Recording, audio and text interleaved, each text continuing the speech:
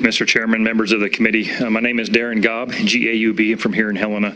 I'm the Executive Director of Restore Liberty, which is a nonprofit political advocacy organization focusing on constitutional law and history, election integrity, and endorsing candidates from city to state level across this country.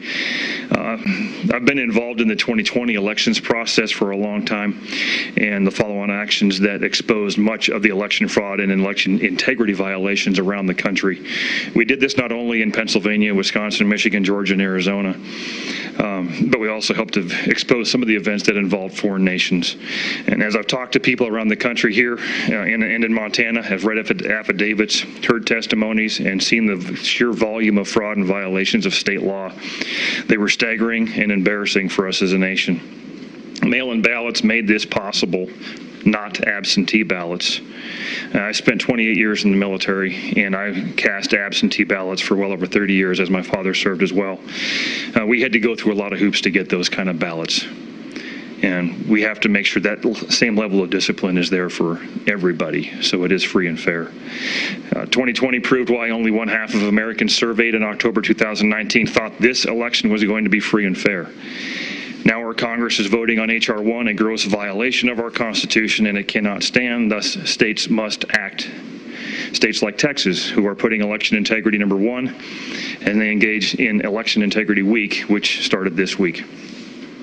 In Montana, a bill similar to House Bill 406 was struck down in court in Billings, saying it was unconstitutional, but they failed to cite anything specific in the law to explain why it was unconstitutional.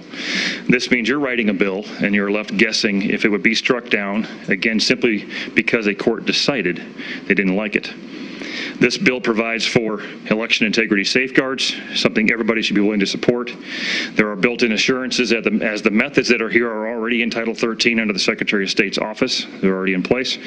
And it helps ensure free and fair elections, does not disenfranchise anybody, doesn't limit the number of possible ballots collected either.